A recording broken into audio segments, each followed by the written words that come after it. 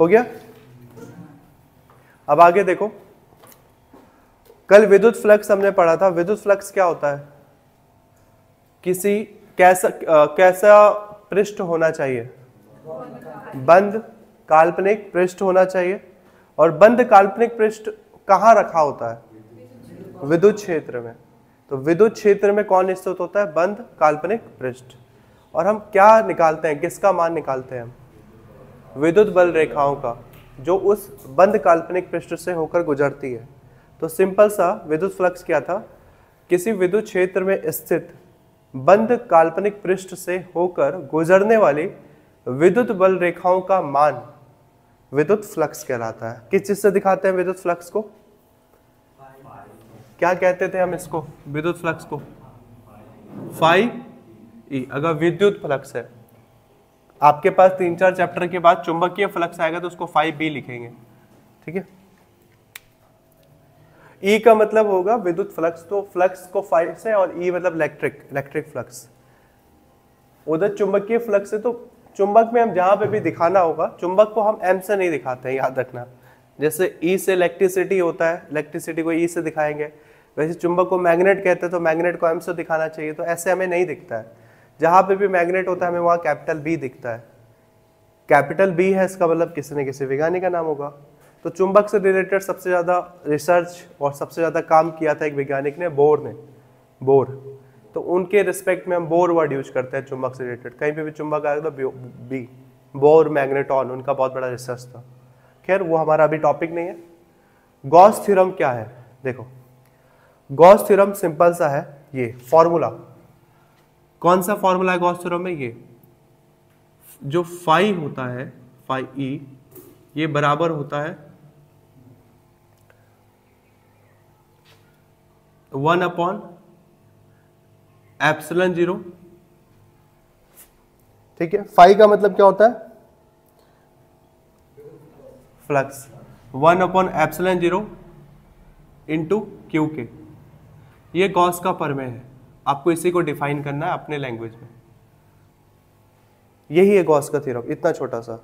Actual में मैंने Q अलग लिखा है, एक्चुअल में आप ऐसे भी लिख सकते हो, Q/ε0, ऐसे भी कह सकते हो। ये याद आ रहा है इसको क्या कहा था हमने? क्या कहते हैं? एप्सिलॉन। और नीचे जीरो है तो आप जीरो को जीरो भी बोल सकते हो, और आल्सो क्या बोल सकते हो? नॉट। तो एप्सिलॉन नॉट या एप्सिलॉन जीरो, ये कह सकते हो आप इसे, ठीक है। तो ये हो गया आपका गॉस थ्योरम। अब डिफाइन कैसे करेंगे? डिफाइन करने के लिए इसको तोड़ो। फाई का मतलब फ्लक्स, विद्युत फ्लक्स। क्यू का मतलब आवेश। बस आप कर लोगे। एप्सिलॉन जीरो को लिखना नहीं है कुछ, मैं समझाता हूं कैसे होगा। सुनो स्टेटमेंट गॉस थ्योरम क्या है?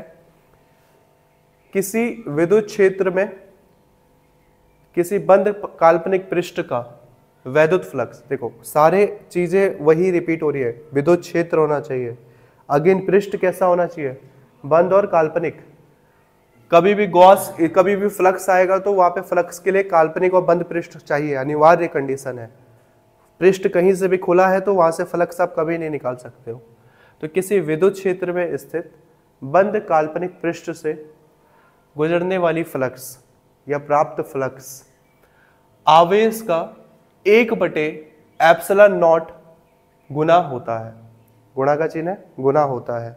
क्या होता है? या फिर सिंपल बोलो, विद्युत फ्लक्स आवेश का 1/ε0 गुना होता है। यही गॉस थ्योरम है और आपको यही प्रूफ करना है। याद हो गया? क्या है? एक फ्लक्स है, फ्लक्स किसके बराबर है? आवेश के 1/ε0 गुना के बराबर है, ठीक है। ε0 गुना के बराबर है, यही आपका विद्युत फ्लक्स है। और आगे शर्त कैसी होनी चाहिए विद्युत फ्लक्स के लिए? विद्युत क्षेत्र में स्थित बंद काल्पनिक पृष्ठ से प्राप्त फ्लक्स आवेश का 1/ε0 गुना होता है। ये पीछे आपकी शर्तें आ जाएंगी। विद्युत क्षेत्र में एक बंद काल्पनिक पृष्ठ रखा है, फिर कॉमा लगाना है, फिर मेन लाइन लिखना है, फ्लक्स आवेश का 1/ε0 गुना होता है। क्लियर है? ठीक है। क्लियर है मतलब कॉन्सेप्ट क्लियर है या फिर दिमाग से क्लियर हो गया? बिल्कुल सिंपल है ना। डेरिवेशन भी कर लो कि बहुत सिंपल है। तो ये हो गया आपका गॉस प्रमेय। इसको लिख ले, इसको लिख लेते हैं, फिर हम इसको प्रूव करेंगे। गॉस से रिलेटेड पहला डेरिवेशन आपके पास आएगा, टोटल 4 या 5 डेरिवेशन आएंगे इसको इंक्लूड करके।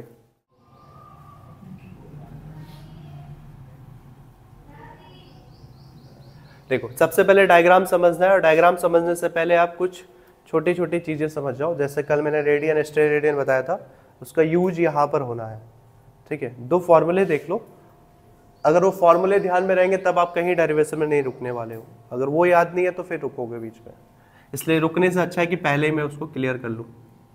एक आपके पास रहता है, इसे क्या बोलते हैं, स्मॉल w नहीं बोलते हैं, इसे ओमेगा कहते हैं, ठीक है। और ओमेगा किसका मात्रक है, किस चीज को कहते हैं ओमेगा, स्ट्रे रेडियन का मात्रक है। स्ट्रे रेडियन किसका मात्रक है, स्ट्रे रेडियन को तो ओमेगा से दिखाते हैं, है क्या वो, घन कोण। घन कोण का मतलब है कोई ऐसी आकृति जो बंद है, 3D, जैसे मैंने कल गोला बताया, बेलन बताया, ये बंद आकृतियां हैं, उनके लिए कभी कोण निकालना हो तो ये घन कोण का फॉर्मूला क्या हो सकता है, जो आपने पढ़ा है कल, d/r², एक वो होगा फॉर्मूला। एक फॉर्मूला आप ये रखो, ठीक है, घन कोण a cos θ/r², ये फॉर्मूला है। जब हम इसको वेक्टर फॉर्म में लिखेंगे, नॉर्मली हमने कल क्या पढ़ा था, a/r², और एक छोटा सा कोण हो, कहीं पे भी छोटा वर्ड आ गया तो हम क्या लगा देंगे, अगर ये d ओमेगा हो जाएगा तो ये क्या हो जाएगा, dA cos θ/r²। तो याद रखना d ओमेगा बराबर हो जाएगा dA cos θ/r²। हम इसका यूज करेंगे डेरिवेशन में। फिर इस d ओमेगा का अगर हम वो करें, इंटीग्रेशन करें, इंटीग्रेशन का मतलब होता है छोटी सी सब चीजें क्या करें, बड़ा किया जाए। जब कोई क्वांटिटी छोटी है और छोटे से बड़ा करे तो उसे इंटीग्रेशन कहते हैं। जब इस d ओमेगा का इंटीग्रेशन करते हैं तो d ओमेगा की वैल्यू होती है 4 पाई, या हिंदी में क्या पढ़ोगे इसे, 4 पाई, ठीक है। तो ये 2 चीजें आपको याद रखना है, ये बीच बीच में आएगा। बाकी डेरिवेशन में कहीं कोई हर्डल नहीं है, रुकावट नहीं है, ये 2 चीजें बस आपकी हेल्प करेगी। ये बस किनारे रखो साइड में, जब आएगा तो हम इसका यूज कर लेंगे। अब पहले डायग्राम समझो, डायग्राम ध्यान से देखना, डायग्राम में ही कंफ्यूजन होगा। तो हमें गॉस के लिए या फ्लक्स निकालने के लिए कैसा पृष्ठ चाहिए, बंद और काल्पनिक पृष्ठ चाहिए। तो सपोज एक आवेश है, ये Q आवेश है, प्लस Q, ठीक है, प्लस Q आवेश है। तो प्लस Q आवेश के कारण इसके आसपास क्या बनेगा, विद्युत क्षेत्र उत्पन्न हो रहा है। जो भी विद्युत क्षेत्र उत्पन्न हो रहा है हम उसको एक बंद काल्पनिक पृष्ठ में बंद कर लेते हैं, क्योंकि हमें फ्लक्स निकालना है। सपोज रैंडम, कोई भी ऐसा नहीं कि आपको वृत्त ही बनाना है, कुछ भी, मैंने कोई भी एक रैंडम आकृति ले ली, सपोज दैट, और इसके बीच में क्या रखा हुआ है, यहाँ पे आवेश Q रखा हुआ है, प्लस चार्ज। प्लस चार्ज के बारे में मैंने पहले बताया था स्टार्टिंग के दूसरे तीसरे दिन की, कभी भी प्लस चार्ज में विद्युत बल रेखाएं कहाँ निकलती हैं, बाहर की तरफ, और माइनस में अंदर की तरफ। तो प्लस चार्ज है तो इससे निकलने वाली विद्युत बल रेखा कहाँ निकलेगी, बाहर की तरफ निकलने की कोशिश करेगी। एक एक चीज डायग्राम में धीरे धीरे देखना, समझ में आ जाएगा सारा डायग्राम, कुछ इसमें डिफिकल्ट नहीं है, कॉन्सेप्ट क्लियर करो बस। अब देखो, इसको अगर प्लस चार्ज है तो इस पर चारों तरफ से निकल रही है बल रेखा है। जैसे सब जो बीच में बल्ब रखा हुआ है, तो बल्ब से रोशनी एक ही डायरेक्शन में तो नहीं जाएगी, लेजर तो है नहीं, हो लेजर में तो एक डायरेक्शन में जाती है। बल्ब है तो रोशनी क्या हो रही है, फैल रही है, एक्सपेंड होती है चारों दिशा में। लेकिन ये पूरा जो क्षेत्र है ये बंद है, बंद पृष्ठ है। हमें पता है गॉस थ्योरम हमने लगाया, फ्लक्स लगाया तो बंद पृष्ठ में होगा वो। तो इसके लिए हम मान लेते हैं एक छोटा सा पृष्ठ जो कि खुल गया है। हमने अपने एजम्पशंस, हम बस अनुमान लगा रहे हैं। सपोज दैट हमने एक छोटा सा पृष्ठ यहाँ पे खोला हुआ है, सपोज दैट ये छोटा सा पृष्ठ है, हमने इसको खोल दिया है। तो हम वैसे तो इसमें बहुत सारी विद्युत फ्लक्स वो निकल रही हैं, विद्युत बल रेखाएं निकल रही हैं हर दिशा में, चारों दिशा में 360 डिग्री में। लेकिन क्योंकि हमने यही पृष्ठ खोला है तो हम इसी को बस एग्जामिन करेंगे, इसी को बस अब नोटिस करेंगे। तो इस पृष्ठ से निकलने वाला विद्युत क्षेत्र ये हो गया, यहीं से तो निकलेगा क्योंकि और सब तो बंद है, यहीं से निकलेगा विद्युत क्षेत्र बाहर की तरफ, ठीक है। रेड कलर कैमरे में नहीं दिखेगा तो मैं ऐसे दिखा देता हूँ। अभी तक समझ में आया क्या हुआ? एक आवेश है, कहाँ रखा है आवेश? बंद काल्पनिक पृष्ठ में रखा है। कैसा आवेश है? धन आवेश है। क्यों धन आवेश लिया? ताकि विद्युत बल रेखाएं कहाँ जाए? बाहर। माइनस रहते तो अंदर की तरफ ही रह जाता। ठीक है, अब क्या समझना है आपको? ये जो पृष्ठ है सपोज दैट, फिर यहां पर सपोज दैट इसकी दूरी कितनी है? सेंटर से इसकी दूरी मान लो कितनी है? r दूरी है इसकी। ठीक है, कितनी दूरी है? r। और आपको यहां पर इस क्षेत्र में से निकलने वाला टोटल विद्युत क्षेत्र की तीव्रता फाइंड करनी है। विद्युत क्षेत्र की तीव्रता या फ्लक्स वगैरह फाइंड करना में, तो फ्लक्स का फॉर्मूला क्या होता है? नॉर्मल सा जो कल पढ़ा है हमने, फ्लक्स का फॉर्मूला क्या? फॉर्मूला पढ़ा है हमने कल। फाई बराबर ई ए कॉस थीटा। मेन है ई और ए चाहिए आपको फाई निकालने के लिए। हमें ये प्रूफ करना है, फ्लक्स प्रूफ करना है। इस फॉर्मूले को प्रूफ करने के लिए फाई तो चाहिए हमें। तो पहले तो फाई निकालना ही पड़ेगा हमें किसी भी तरह से, और फाई निकालने में हमें ई हेल्प करेगा। पहले फाई पता करो कैसे। फाई निकालने के लिए क्या चाहिए? फाई निकालने के लिए हमें चाहिए ई और ए, और फॉर्मूला क्या होता है फाई का? ई ए कॉस थीटा। तो ई और ए का पता रहेगा तो फाई भी निकल जाएगा। ठीक है, तो ये बंद काल्पनिक पृष्ठ है, ऐसे ऐसे गया, यहां से दूरी r है। अब यहां से निकलने वाला विद्युत क्षेत्र ये तो हो गया E। ये किसकी डायरेक्शन हो गई? E की डायरेक्शन हो गई सपोज। ठीक है, और यहां से निकलने वाला E तो ये हो गया। A का मतलब क्या होता है? Area vector. कल बताया था एरिया वेक्टर कैसे निकलता है। एरिया वेक्टर हमेशा कहां निकलता है? किस डायरेक्शन में? हमेशा पृष्ठ से 90 डिग्री बनाएगा। जैसे ये है अगर पृष्ठ, तो एरिया वेक्टर में एकदम ऐसा। पृष्ठ ऐसा है तो ऊपर, पृष्ठ नीचे है तो नीचे, दाएं बाएं, जैसे जैसे पृष्ठ मूव करेगा वैसे वैसे एरिया वेक्टर भी उसके साथ 90 डिग्री बनाते हुए उसी में चिपक गया है। जैसे फेविक्विक लगा दिया आपने, एरिया वेक्टर साथ साथ में घूम रहा है। तो सपोज दैट ई आपका ये है, तो एरिया वेक्टर, अगर मैंने ये डायग्राम थोड़ा सा तिरछा बनाया हुआ है तो सपोज करो कि एरिया वेक्टर हल्का सा कहाँ जा रहा है? उसके 90 डिग्री के हिसाब से मान लो एरिया वेक्टर सीधा ऐसे निकला। इसको किस चीज से दिखा देंगे? ए।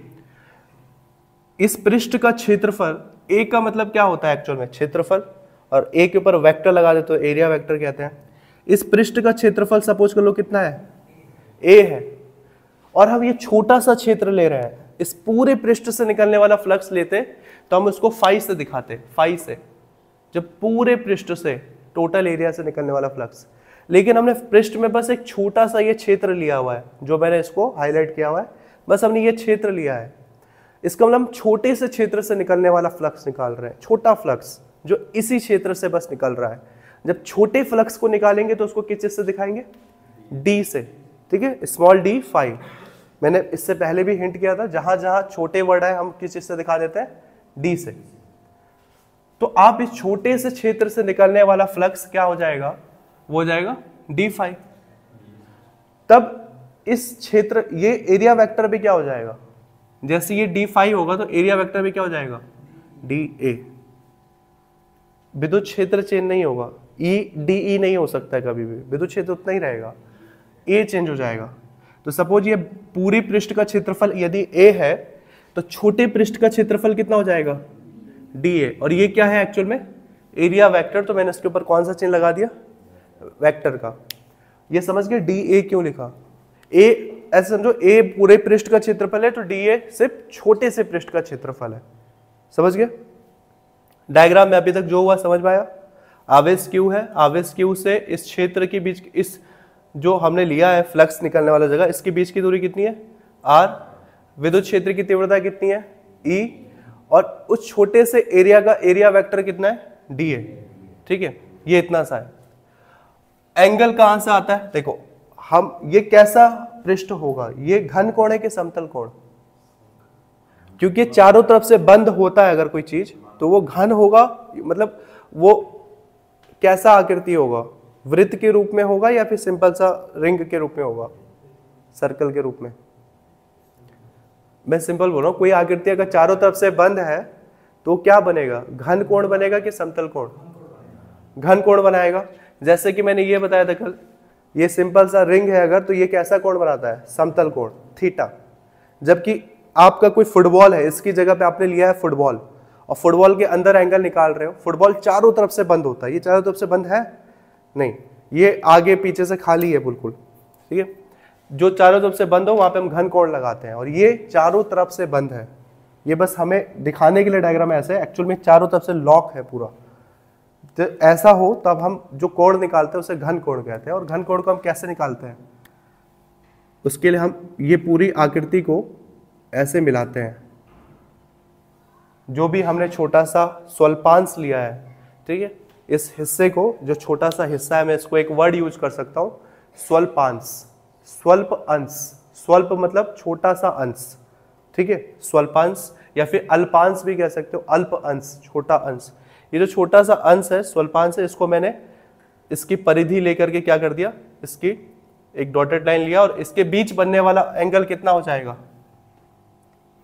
किस चीज से दिखाते हैं घन कोण को, ओमेगा से। और क्योंकि छोटा एंगल है तो किस चीज से दिखाएंगे, डी ओमेगा से, डी ओमेगा से। ये फिर एक ये बच गया, डी ए और ई के बीच की, सपोज कर लो एंगल कितना बन रहा है, थीटा। ये है आपका, ये पूरा कंप्लीट डायग्राम है। डायग्राम समझ में नहीं आया तो मैं फिर से एक रफ डायग्राम बना रहा हूं, इससे थोड़ा लार्ज, बड़ा, ठीक है। सपोज ये कोई क्या है, कुछ भी मैंने बना लिया अपने मन से, आलू वगैरह है मान लो, आलू में से निकलने वाला विद्युत फ्लक्स निकाल रहे हैं। ये एक बंद काल्पनिक पृष्ठ है, डायग्राम फिर से देखो, फिर मिटा दूंगा मैं। इसमें कैसा आवेश रखा है, प्लस क्यू आवेश रखा है।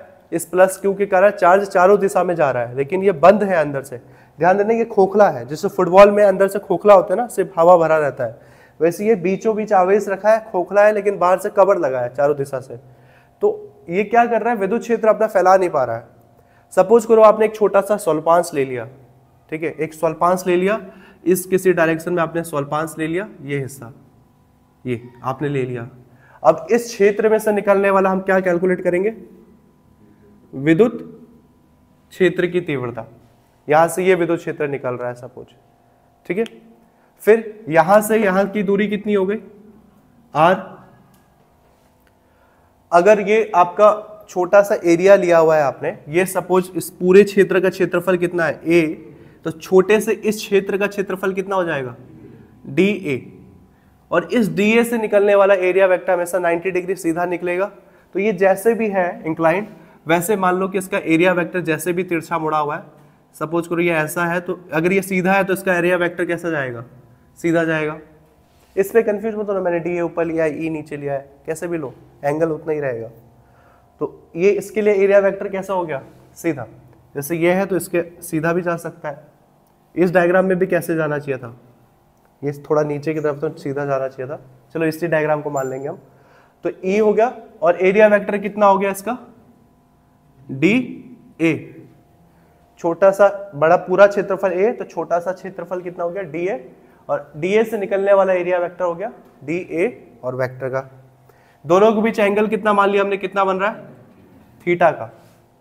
डायग्राम में सब कुछ कंप्लीट है, बस घन कोण बच गया। तो घन कोण के लिए सिंपल सा तरीका है, ये जो आपने छोटा सा एरिया लिया है, छोटा एरिया स्वल्पांश, इसको आप बस सेंटर से मिला दो, एक इस बॉर्डर को, एक इस बॉर्डर को, और दोनों के बीच जो एंगल क्रिएट होगा उसको हम दिखाते हैं घन कोण को ओमेगा से। क्योंकि छोटा एरिया है तो इसको हम दिखाएंगे डी ओमेगा से।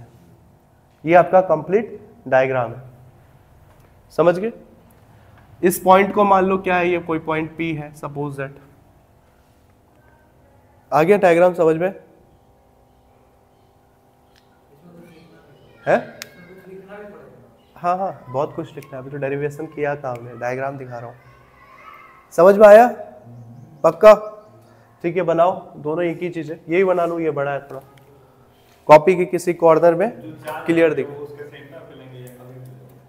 जो चार्ज होगा कहीं पे भी ले सकते हैं, ठीक है, चार्ज कहीं पे भी ले सकते हैं, ये दूरी बढ़ता जाएगा, आर बढ़ता जाएगा।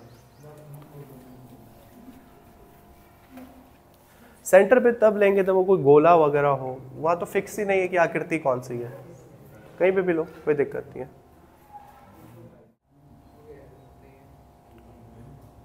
देखो अब हमें फ्लक्स फाइंड करना है, हमें ये फॉर्मूला प्रूव करना है ना, वो तो दिख ही नहीं रहा, चमक रहा है वीडियो में।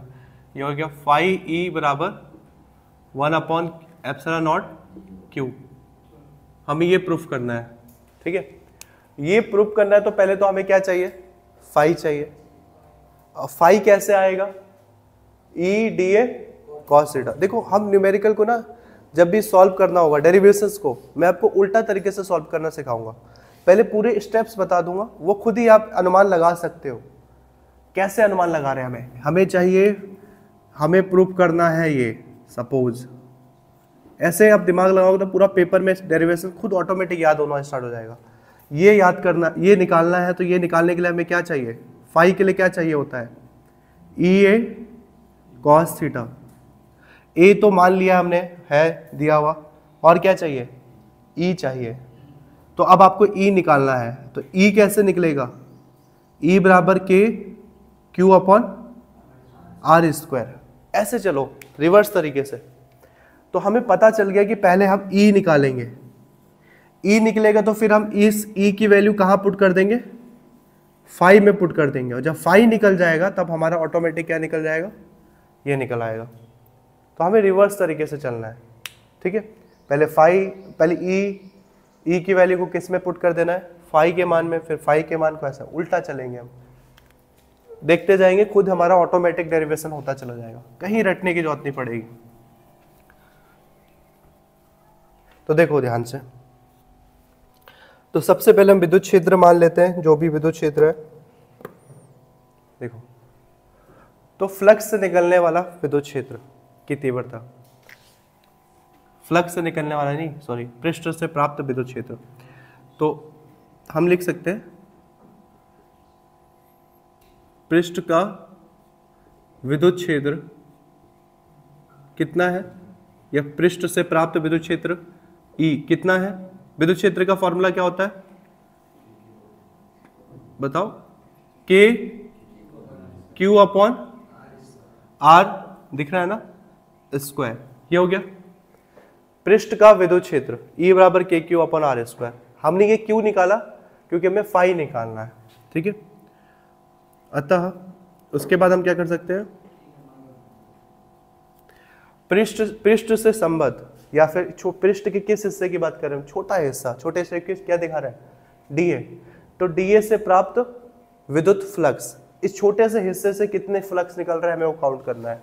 तो आप कह सकते हो डीए से प्राप्त फ्लक्स,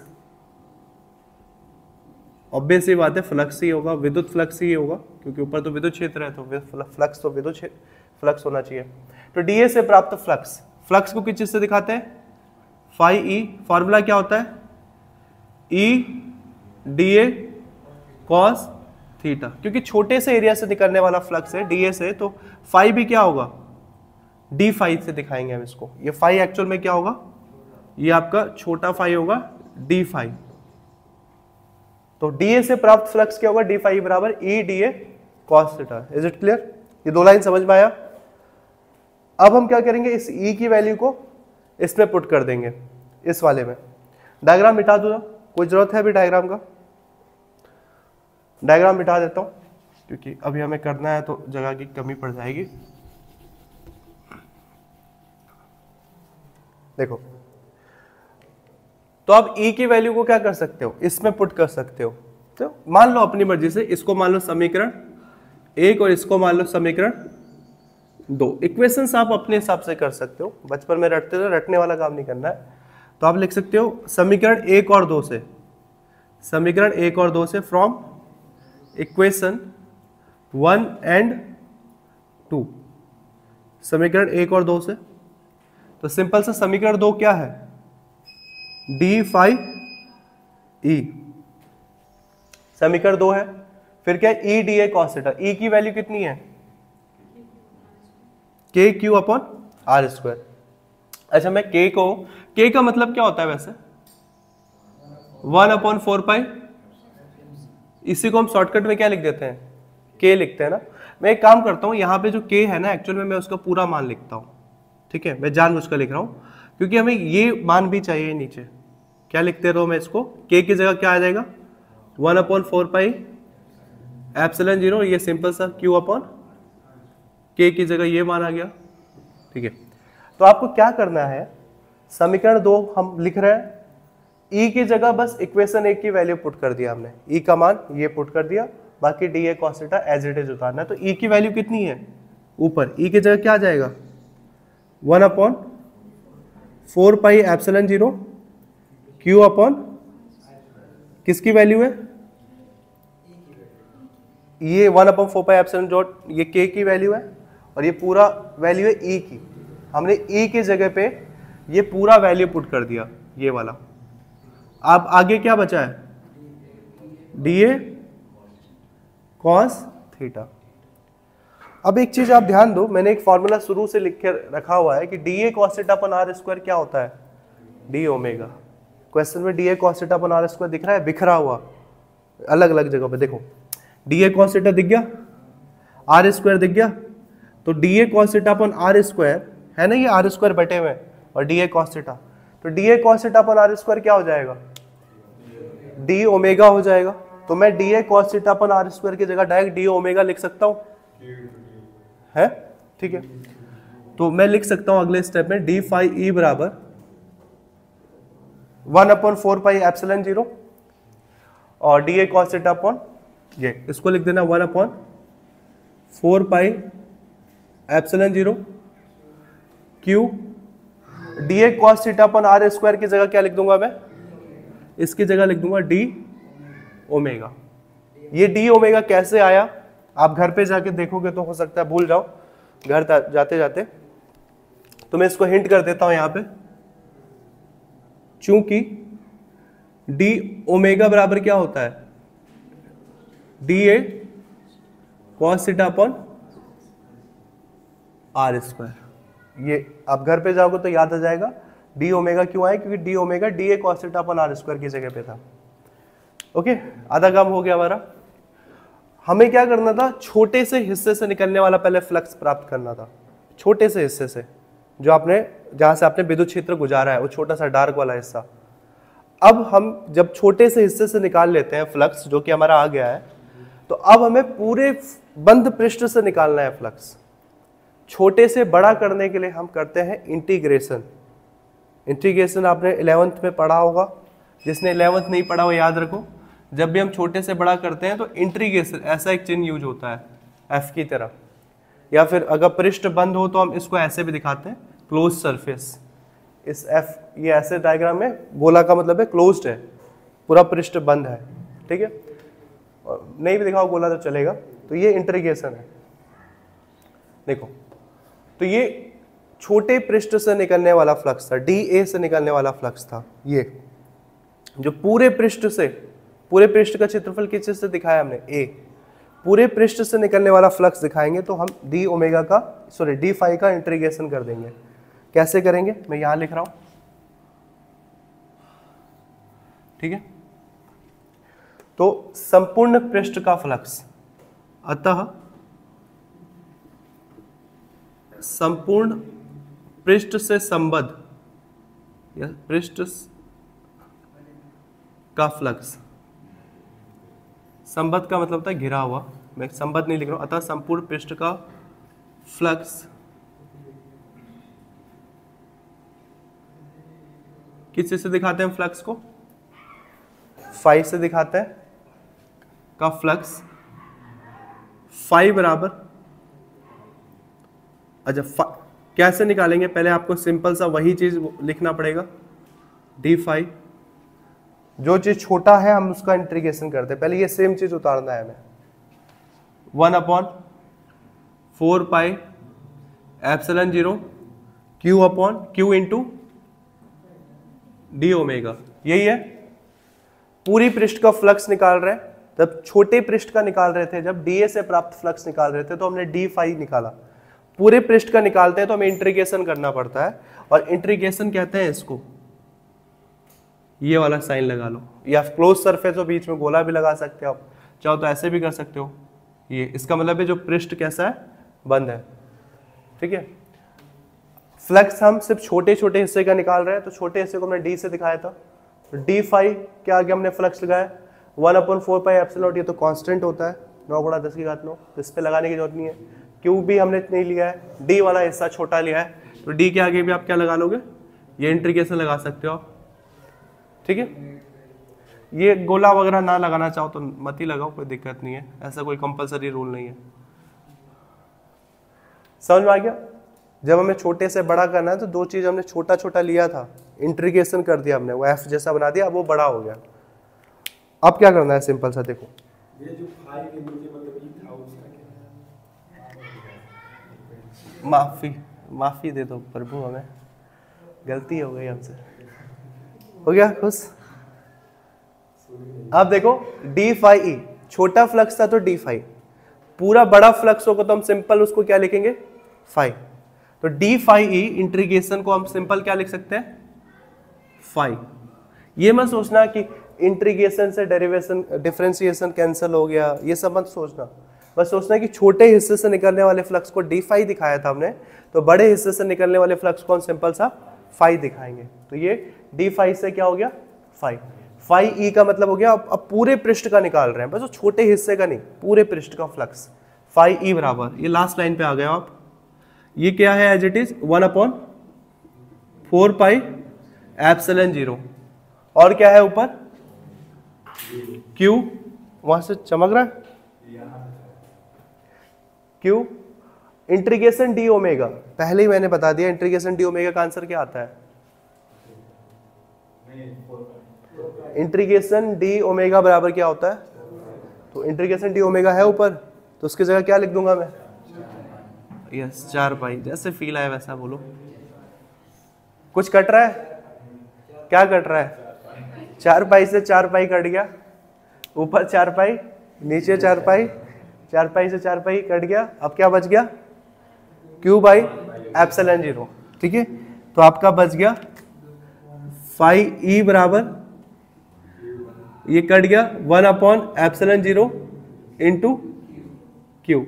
ये हमें क्या करना था, हमें यही प्रूफ करना था, तो ये हाँ क्यों नहीं, सिंपल सा लिखो, आप ऐसे भी कर सकते हो, Q/एप्सिलॉन 0, बिंदास ऐसे भी लिखो, कोई दिक्कत नहीं है। ठीक है, समझ में आ गया डेरिवेशन, इतना आसान है ये। मैं यहाँ पे हिंट कर देता हूँ, ये 4 पाई कैसे आया, कैसे आया यहाँ पे 4 पाई, चूंकि इंटीग्रेशन डी ओमेगा बराबर हो जाएगा 4 पाई के। ओके, कुछ डिफिकल्ट है, डिफिकल्ट का मतलब अब ये मैं सोचूं कि एक ही बार में देख करके उसका स्क्रीनशॉट ले रहे हो दिमाग में, ये काम मत क्या करो, जब पूछूं डिफिकल्ट है नहीं है, इसका मतलब है हर एक लाइन का मतलब समझ में आया कि नहीं आया, जब समझ रहे थे दोबारा करोगे दोबारा समझ में आ जाएगा। रिवर्स चल रहे थे हम, फाई निकालना था तो पहले हमने ई निकाला, ई निकाला फिर फाई निकाला, फिर ई की वैल्यू फाई में पुट कर दी हमने, यहाँ तक छोटा फाई आया, छोटे से बड़ा क्या इंटीग्रेशन करके, तो डी फाई का फाई हो गया और डी ओमेगा का 4 पाई हो गया, 4 पाई से 4 पाई कटा, आंसर आ गया। इतना सा था विद्युत फ्लक्स, गॉस का प्रमेय इसी को कहते हैं, ये आपका 5 नंबर का डेरिवेशन। क्या सीधे बढ़ेगा, निकाल के दिखाओ जरा कैसे निकलेगा, नहीं निकल सकता है भाई, नहीं निकलेगा, सीधे करना वो सीधा नंबर भी देगा, फिर स्टेप्स के नंबर तो कटते हैं। तो आप लिखने का काम करो, लिखने वाला मतलब चित्र बनाया तो चित्र को 2 लाइन लिखना पड़ता है, चित्र के बारे में ना समझाओ चलेगा, मेन तो डेरिवेशन है, लेकिन दिक्कत यह है कोई बुजुर्ग एग्जामिनर मिल गया ना अगर एग्जाम में, जो कि बिल्कुल कायदे कानून से चलने वाला है, ठीक है, तो उसकी आत्मा की शांति के लिए हम बस वो लिख देते हैं, जो भी डायग्राम बनाते हैं उसके बारे में 2 लाइन, ठीक है, 2 शब्द उसकी आत्मा को संतुष्ट करने के लिए, वरना उसका मूड को, ईगो को तुमने हर्ट कर दिया तो फिर नंबर काटेगा तुम्हारा। क्या बोला ये कि अब हमें लिखना है, बोला कुछ नहीं है। डायग्राम में बताओ क्या लिख सकते हो, मैंने डायग्राम के बारे में बार बार एक ही चीज बताया है कि आपने जो डायग्राम में सबसे पहले बनाया होगा उसी चीज़ को लिखना है, फिर जो ड्रॉ किया फिर उसके बारे में लिखो। डायग्राम देख के बताओ सबसे पहले आपने क्या बनाया उस डायग्राम में। सबसे पहले एक बंद और काल्पनिक पृष्ठ लिया, फिर क्या बनाया उसमें, बीच में आपने एक धनावेश बनाया होगा Q, उसके बाद जो भी उसका कार्यक्रम है आगे हमने किया, हम 2 लाइन में खत्म कर सकते हैं। सर्वप्रथम एक बंद काल्पनिक पृष्ठ में आवेश Q रखा गया है, जिससे प्राप्त या जिससे संबद्ध मतलब होता है घिरा हुआ चारों तरफ से, जिससे संबद्ध या जिससे प्राप्त विद्युत फ्लक्स की तीव्रता विद्युत फ्लक्स हमें प्राप्त करना है। सिंपल सा हो गया। अब उसके नीचे से यहां से उतारो सीधा डायरेक्ट पृष्ठ का विद्युत, ये पूरा उतारो,